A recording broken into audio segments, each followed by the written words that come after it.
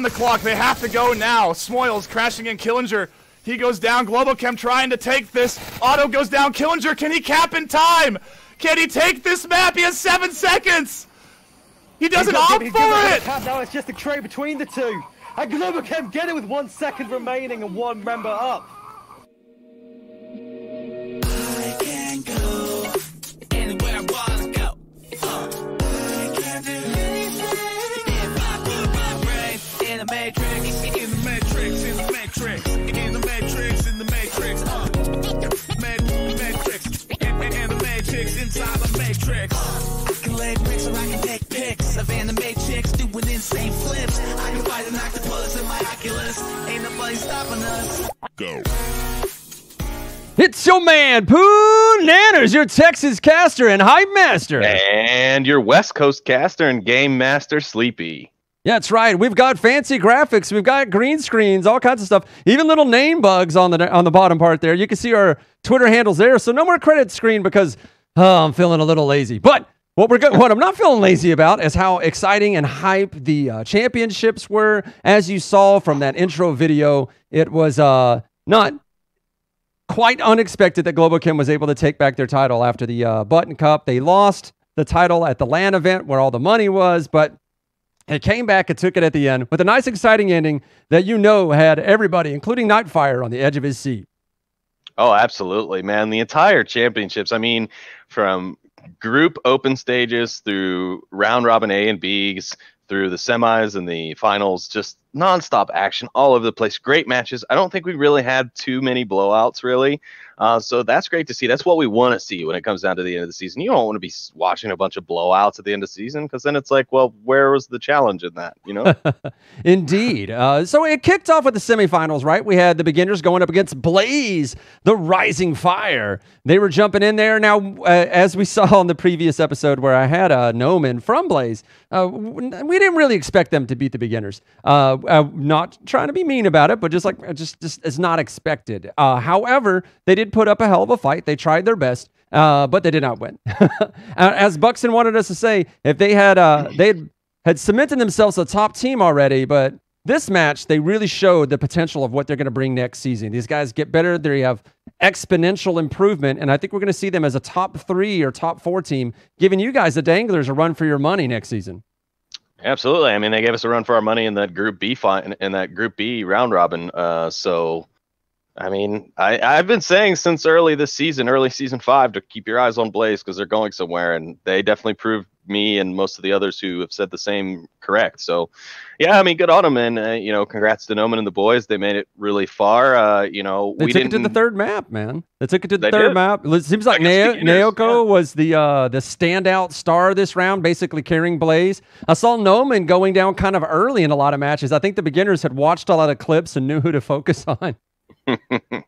Well, they know he likes to carry that SA-80 with all those extra jump mags, so I guess they figure they take out the suppression point. They've got what they need to keep it going. The beginner's study. Well, let's get into the clips. Yeah, all right. So in this first clip, we're going to see a really nice quick scope, which is probably the first one I've seen in VR anyways. You're going to see Nalco there in the middle of your screen. You got Smoils coming out around the corner. Nalco had just dropped his gun, but then as soon as he sees Smoils come out, he draws it really quick, pulls the trigger, and does get that kill. In the next clip, we've got a little bit of action. We've got Blaze making an aggressive push onto the objective, some defensive maneuvers coming out from the beginners, of course. And right now is what we're going to focus on. You got Dr. Killinger coming across the road, and what you can't see there, at the very top of your screen in the center, it's kind of hard to see. You got Naoko sitting up there on the plane wing with his trusty shield and pistol, and he actually manages to get Dr. Killinger from range with a pistol around the shield. So that was a pretty impressive play. Then here we go. We're moving into clip 3. And what we've got here, we've got IC Woods. He's moving up onto the objective. The match is tied 3-3 for the first map. And he's made his way in. There's no defensive coverage on the objective. He's got 10 seconds left now. He's fighting the clock. He's going for the cap. He's completely unopposed. We've got 4, 3, 2, 1, and Blaze able to secure the first map 4-3 thanks to Father Time and Lady Luck. On the next clip, we're gonna see a nice little triple play here from Dr. Killinger. He's gonna push behind the enemy line, gonna come in, he's gonna find one. Batman's gonna find a trade. Then Dr. Killinger is going to find him, and last but not least, he's going to come around and also grab the shield with Naoko, where he's finally taken down by our buddy Noman for the last kill there onto Killinger. But I do believe Beginner's going to take that round.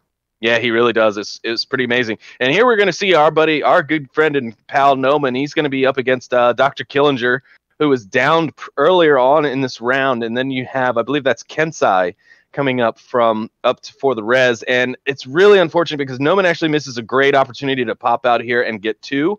I think if I remember correctly, he said something regarding not worrying about it because he said one of his teammates had it covered, so he wasn't really, watching the angle too well. And eventually, Dr. Killinger ends up finding Noman and takes him down, but Verz is able to retrieve one of the refrags from up there as well. So, a little mistaken play, but I think he was, Noman was relying on the communication given to him by his teammates saying that, hey, we got that doorway covered. You just, hold up inside, stay safe. And it's a common mistake. You want to trust your teammates, but sometimes in these matches, you probably shouldn't. Nice as pre-fire as Icywood just rolls right up on him and puts him down in the ground with little effort. In the last clip. Yeah, and this is a nice play that we're going to see here. You see Icy Woods here kind of in his pre-attack position, which you can't really see off camera there in the center at that northern hotel. You've got Noman up on the second deck or the rooftop with his LMG. He's going to be laying down some suppressive fire here very shortly. And then here's where the push starts. We're going to have Prefontaine taking some suppressive shots from someone in that dark window. You're going to see him come up to the window, but it's not going to work. Noman's going to find Smoils on the objective. Killinger's going to find Prefontaine downstairs. That opens up the basement door. Killinger's going straight for the cap. Icy Woods grabs the revive onto Kensai, or I'm sorry, Kensai grabs the revive onto Icy Woods, and Dr. Killinger and 2 friends are inside for the cap. Noman's way too far off the objective, unfortunately, and Beginners are going to take it 3-1 there, and then they're going to take the full map 4-2, or I'm sorry, 4-1. Yeah, 4-1. So it went the way you expected. It was for quarantine 1. Blaze was able to take that 3-4, very very close. As you saw, he ran out of time. That's what gave up that final point that they needed. But then when they went into the next match, it went 4-2 and 4-1. So it went pretty much the way you'd expected with Beginners. But Blaze putting up one hell of a fight, being a rank 8 team against the #1 team over in Europe. So not to be outdone. Well, I guess actually maybe to be outdone. I don't know. This is a frustrating match to watch, especially if you're a fan of SMC Tactical. And I am a big fan of SMC Tactical and the Sickness and Mr. Beefy, the whole crew. I really love those guys. Landon Jordan and Edna. Those are the people that I like to hang out with at OC5, basically because they just wanted to get drunk the whole time. And Beefy was like, he's always stoic, but I like that about him, So I love seeing those guys do well. And it did not feel like, I would say it didn't feel like they brought it this time with as much practice they normally put in. But we also know that Globo-Chem dialed it up to like the next level this season. Because of losing OC5. They were like, oh, no more being lazy for us. And we're like, wait, you guys weren't trying before? Damn it. So let's get right into these matches. I believe we get started with a juicy one here. Yeah, we're going to see a little bit more of that C4 coming into play here. It's been getting to be kind of frequent now, almost as frequent as the nade plays, but we're going to see a nice little C4 play come out. You got Thunder and Sickness here. Sickness going to come around the corner and find Thunder pretty quickly. There it is. Oh, from long ways away. Yeah, pretty nasty. Yeah, that C4's got a pretty big blast radius, so you do have to be careful about it. And of course, especially when it's thrown like that. And here we're going to see a nice synced up 2v2 play here from SMC Tactical as they go in with 20 seconds remaining onto the objective. Beefy's going to pick up one defender, and Ponecake on the rotation to that broken opening in the wall is going to pick up another.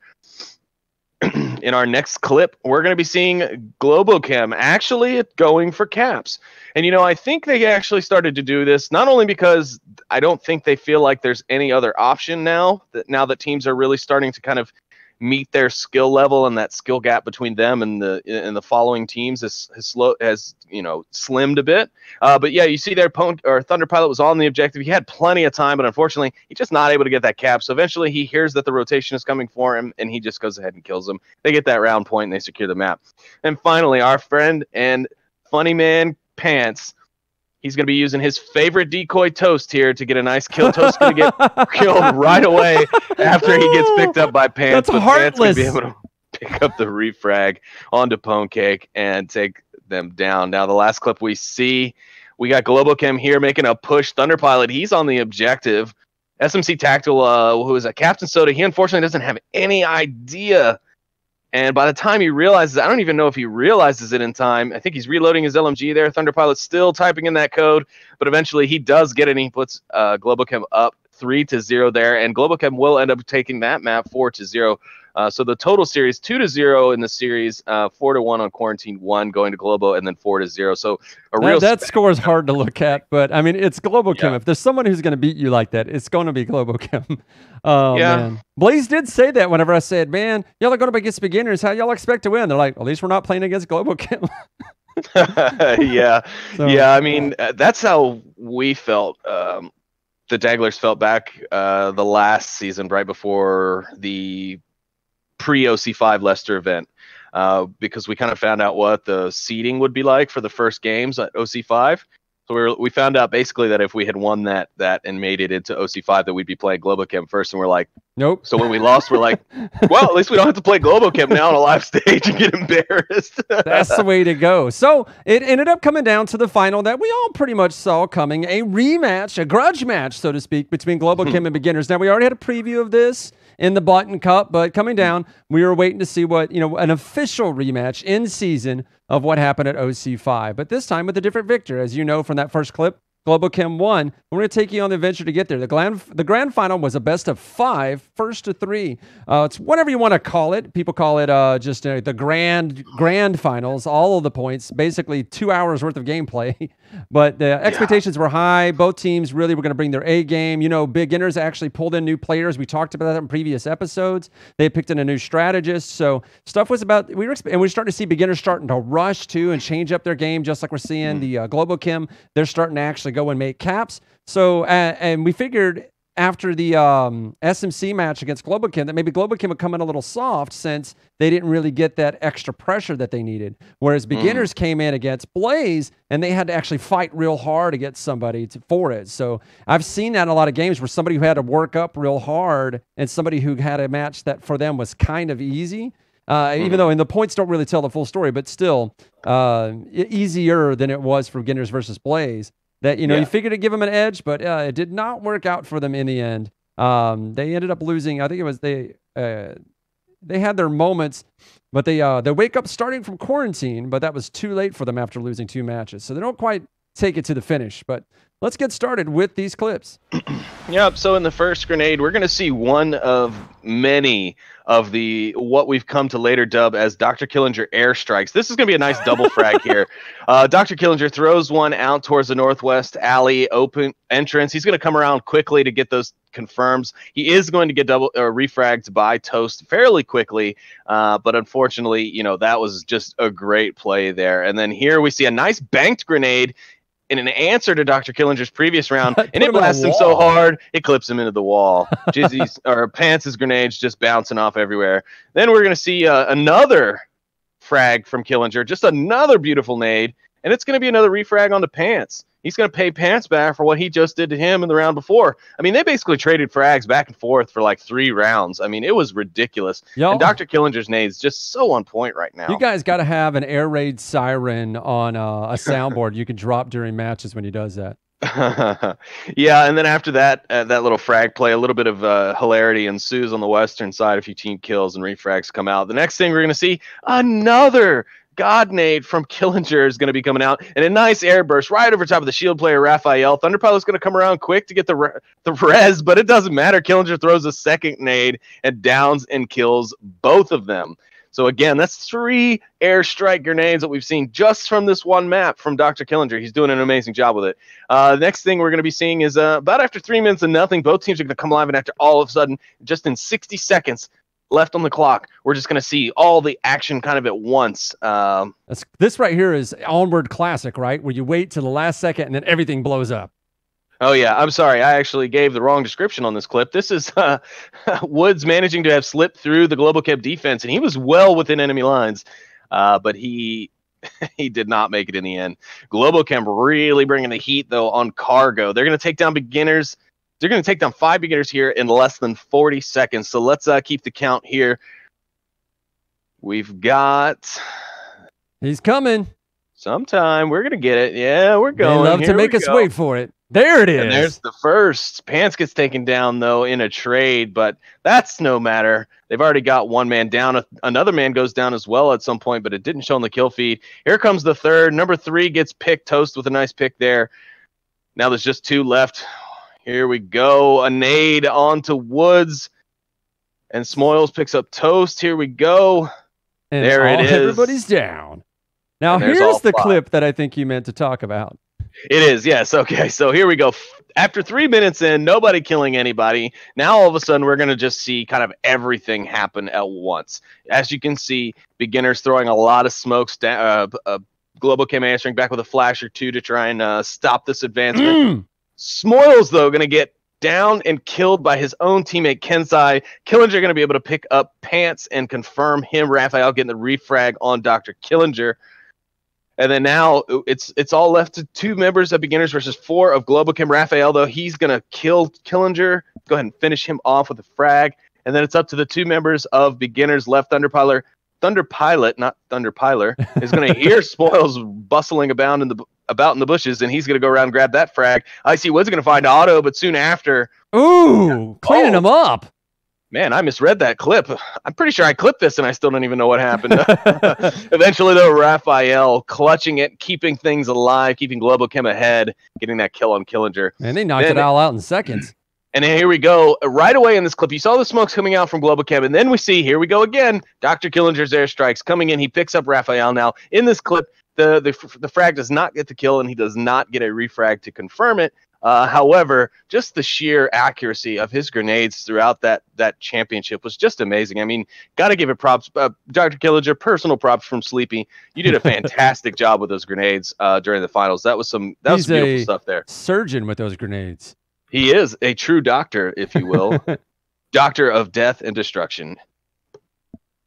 All right, and then now we're finally, on to quarantine. Killinger is going to call, or Kensai is going to be defending the entire Northwest here. He's got a pretty heavy group of MARSOC members coming in. You're going to see Toast and Thunder here. They're going to double team Dr. Killinger. Kensai, he's going to come in. He's going to pick up 1 and 2. Him and Toast, they're going to actually get into a bit of an exchange here. Toast's going to find Kensai. I think somewhere in that clip, though, he also manages to just kind of like plink a grenade in that stairwell in the middle of that building. I did see that earlier, yeah. Oh, man, that was some clutch stuff right there. So much action.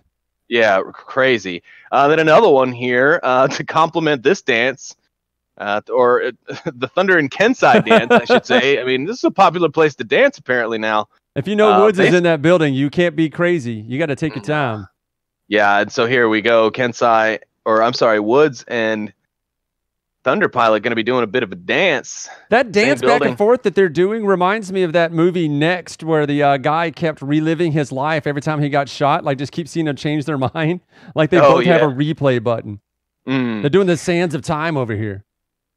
Now, with this clip, this would have actually probably been better had we left the audio on, because this is actually a clip in the middle of the match. You've got a virtual war going on. You got squad battles happening here, and Pants is singing Christmas carols. I mean, he is singing Christmas carols in this clip. We might have to. I'll turn the volume up for you. Okay.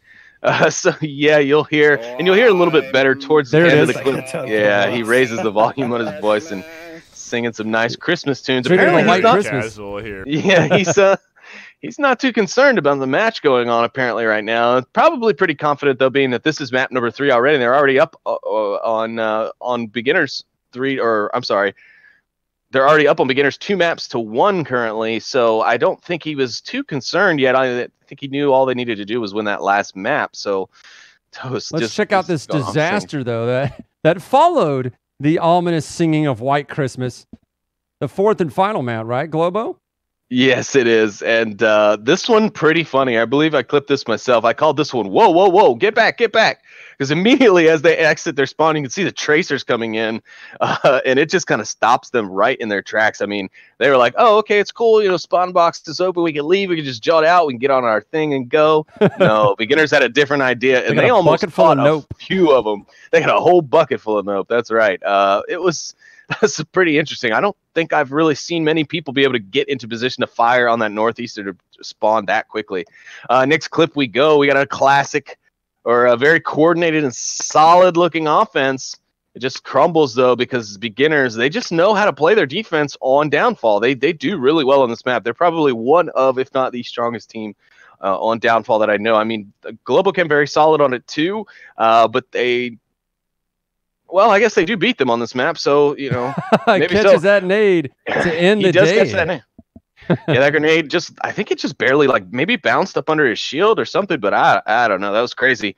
And then here we go. This is going to be a very classic kind of old school Globo-Chem type move, which is to lay down similar to how Legionnaires do on downfall and crawl their way down the hill rather than trying to run and stay vertical. They also used to do this on Subway as well. On the stairs down into the Subway itself, they would lay down and snake their way down because it's a lot easier to try and get the pick on the guy at the bottom of the end of the special forces.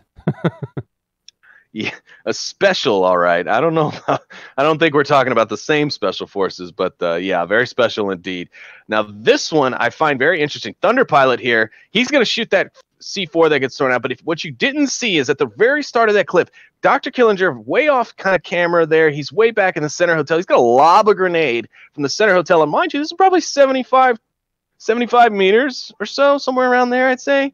And he does pick up Thunder Pilot, and then Toast does trade with Smoils, but unfortunately the beginners still had plenty of members left, and then they are going to win that round. Now this is a clip we saw at the top of the show. We see Dr. Killinger. He's going to take down Otto. He's going to get inside. He's going to be trying to get this cap. If they'd have got this cap, this would have been their map. They could have taken it to the final one. I mean, it would have been tied up maps 2-2, I believe. Yeah, and that would have tied it up, and Killinger apparently was like, no, I'm not having this. We're getting rid of this right now. And get rid of it he did, man. Killinger really stepping it up. And, I wondered, do you know why it is that Arsenic didn't play for the finals? I believe he was working. But he had a job. Don't quote me on that. Yeah, but Arsenic not playing, I think, gave Killinger more time to shine. We actually see that everyone on the team is like, it's a team full of Jordans. That's why they win all the time. But Arsenic tends to be the one that gets a lot of the attention, and it's not till you play with each of those guys individually that you realize, like, Otto, Thunder Pilot, Dr. Killinger, these guys are all absolutely fantastic and terrifying to watch play this game. Yeah, Globo-Chem is kind of like the 96 Bulls right now. You got Jordan, you got Pippen, you got man, I used to know that roster so much better. I used to be a huge fan. Yeah, now man. I can't remember whatsoever. I feel like we're the same age. We make the same references. All right. Yeah. Well, and that was the end. So as you saw, Globo-Chem are your champions. But Yes. We have some other news. Parzival is stepping down. His business is taken off, and he can no longer dedicate the time. Our own Sleepy, and I think probably a few other people are all vying for the position. They have said that it probably will take at least 5 people to replace what Parzival did. I do know that Sleepy has said, oh, but what about strippers? So, I mean, there's give and take, I think, for each kind of guy. But Parzival, you will be missed. Hopefully, we'll be able to get some interviews with him to talk a bit about his adventure and suggestions he has for other people. Right? He's still going to be. He's still going to be around. He's just unfortunately not going to be able to fulfill the roles of the moderator. Not the day-to-day. Yeah, he's not. Unfortunately, his personal business is growing at a point to where he can no longer devote the time that he has in these last few years to the VRML. So I appreciate him stepping out in that sense, so that he's not just kind of like spinning wheels and whatnot. But I'm also happy for him and his personal business and things like that. And I'm glad that he's going to be around, and he'll be able to kind of get back on and play more now that he's not so worried about true. dealing with all of us whiny competitive players about this and that. And yeah, that is generally the way it goes. But, Onward is one of the best communities, I think, what I've dealt with. You guys, even over the years, the whining is honestly, fairly minimal. You guys tend to keep the sportsmanship where it needs to be. And I really love that about you guys. You are an older crowd, too. You'll keep that maturity going. And you have these fun little rivalries, but in the end, everybody's friends. And I loved hanging out with you guys at OC5. Honey Half, who was previously a member of SMC Tactical and took our jobs, along with Diesel and Vanover, previously of Ronin, decided to form a new team, Driver of Car. An old member that played with them took our jobs has also been on the reservists for a long time. and they've decided to call it Space Force. So that'll be fun to watch. I do not know if that's supposed to be part of the Inferno Brotherhood unless it goes down in flames very quickly. Only if that rocket ship ends up like the shuttle Discovery, right? Will we... Well, maybe that was a bad... it's not too soon. That was like 90s, right? Anyway, in either case, congratulations to Globo-Chem on reclaiming their crown as Season 6 champions. And a special thank you to the admins, the casters, the players, the viewers, and those highly valuable stream clippers. A lot of you and Buxton, but everyone else in the chat who actually get in there and clips the stuff out so that it can help us deliver a better show and a better season year over year. Player trades are already happening. We just talked about a few in the off season, and the meta is still evolving, which means there's still room with all the action and excitement to get set up for season 5. No, season 7 is where we're going now, right? 7, yes. Lucky number 7. Nobody's stopping us. Well, I am, again, Poonanners. That is my man, Sleepy. And then this episode was brought to you by VRespawn.com and written and produced by Buxton. Everybody's information is there below because, hey, I got to program it and made a pretty thing. Thanks again for everybody who watches this show and supports us. We'll try to keep doing better. If you have any suggestions, you have clips you want to send us, you have interviews you think we should do, you know anything about graphics, because I know me and Sleepy don't. We're just taking guesses here. Let us know. Sleepy, send us out, man. All right, well, like Poonanner said, thanks again for tuning in with us, everybody. Season 7 information will be coming out fairly shortly. We'll try and bring you guys that information when we receive it. But yeah, thank you so much for tuning in. We do appreciate that. If you haven't already, do like and subscribe. Hit that little bell if you'd like, because we do appreciate having you guys. He's a real YouTuber. Support of our cast, of our community behind us. So thanks for tuning in, everybody. Good night, and we'll see you next time. Next time.